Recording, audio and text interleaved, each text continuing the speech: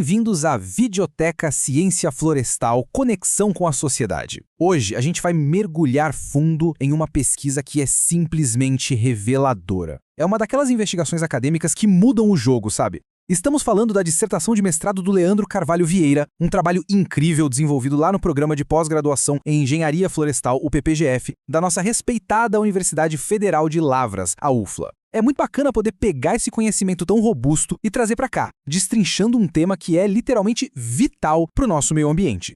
Mas afinal, o que realmente inicia os incêndios devastadores nas nossas florestas? O que dá aquele primeiro estalo que acaba destruindo biomas inteiros? Para responder a isso, a gente tem uma premissa digna de um documentário investigativo. O autor do estudo não é só um pesquisador de laboratório. Ele é um sargento da Polícia Militar. Ele pegou todo aquele rigor da ciência universitária e agiu como um verdadeiro detetive ambiental para rastrear as causas da destruição. Uma união perfeita entre a linha de frente da segurança pública e a precisão da ciência. Então, vamos entender o cenário. O fogo em Minas Gerais. E olha, a vastidão dessa área de estudo é impressionante. O mapeamento cobriu a 6ª região da Polícia Militar de Minas Gerais. Para dar uma ideia do tamanho disso, são 44 municípios e mais de 17 mil quilômetros quadrados. E do ponto de vista ecológico, é uma área super estratégica. É o que chamamos de ecótono, uma zona de transição sensível e riquíssima entre dois gigantes, o Cerrado e a Mata Atlântica. Proteger essa região é, sem exagero, proteger um tesouro absoluto da nossa biodiversidade. Agora, vamos tentar entender a raiz do problema. É o seguinte, os incêndios florestais são uma força destrutiva gigante. Pense neles como uma doença silenciosa e muito agressiva. Se a gente não diagnostica a causa raiz logo de cara, a doença se espalha rápido demais e consome tudo. Com as nossas florestas, a lógica é exatamente a mesma. O fogo consome ecossistemas inteiros, ameaça a vida das pessoas, afeta a economia local e até o clima global. Se não houver a compreensão exata de como, onde e por que o fogo começa, qualquer tentativa de apagar as chamas vai ser só enxugar gelo. É aí que entra a etapa crucial, a investigação científica. O pesquisador e sargento Leandro tinham um objetivo muito bem definido na dissertação dele. Ele queria identificar as fontes exatas de ignição e mapear com que frequência esses incêndios voltavam a acontecer. Porque não basta saber que a floresta queimou, né? É preciso descobrir aquele momento exato, a origem da primeira faísca. O objetivo final era entregar dados sólidos para melhorar o planejamento ambiental e guiar o trabalho da polícia. É a ciência aplicada direto na veia da vida real. E a forma como isso foi feito é muito interessante. Para não entrar em jargões estatísticos pesados, a base de tudo foram os boletins de ocorrência, os famosos REDs em Minas Gerais. Foram nada menos que 11 anos de registros analisados.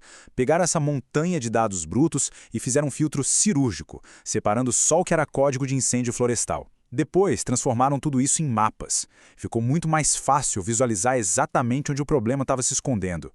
E o que esses dados revelam é de cair o queixo. Vamos ver. O número 500. Esse é o coração da pesquisa. Depois de limpar toda a base de dados e tirar qualquer inconsistência, o estudo chegou a 500 incidentes sólidos totalmente confirmados de incêndios florestais. Cada um desses 500 casos é uma ocorrência real e documentada, que pode ser analisada com lupa para tentar encontrar um padrão. E é aqui que surge uma verdade meio chocante. Desses 500 incêndios, adivinha quantos foram causados pela força da natureza? Tipo, por um raio. Apenas 3. Isso mesmo, 3 casos. Todo o resto mostra, sem a menor dúvida, que a esmagadora maioria do fogo começa por ação humana. Seja de propósito, como um crime mesmo, ou por um descuido absurdo. No fim das contas, os grandes causadores do fogo somos nós mesmos. Com isso tudo consolidado, o estudo gerou um mapa de densidade, que a gente chama de kernel.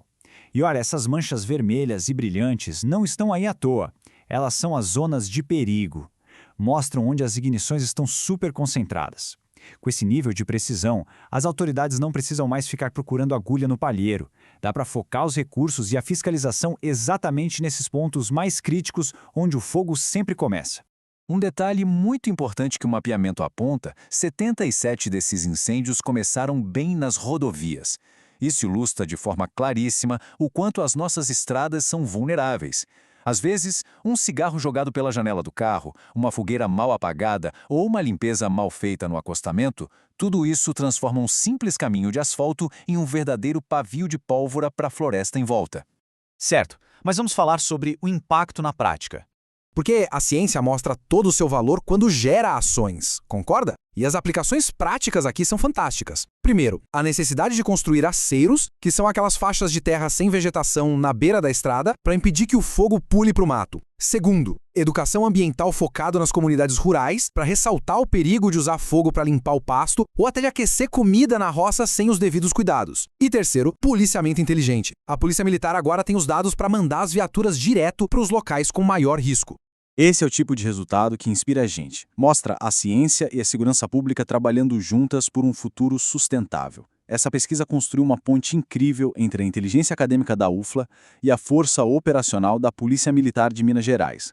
Quando as duas coisas se juntam assim, baseadas em evidências, o resultado é muito claro. A gente ganha uma proteção real, efetiva e de longo prazo para o nosso meio ambiente. E assim chegamos à grande questão, o futuro das nossas matas.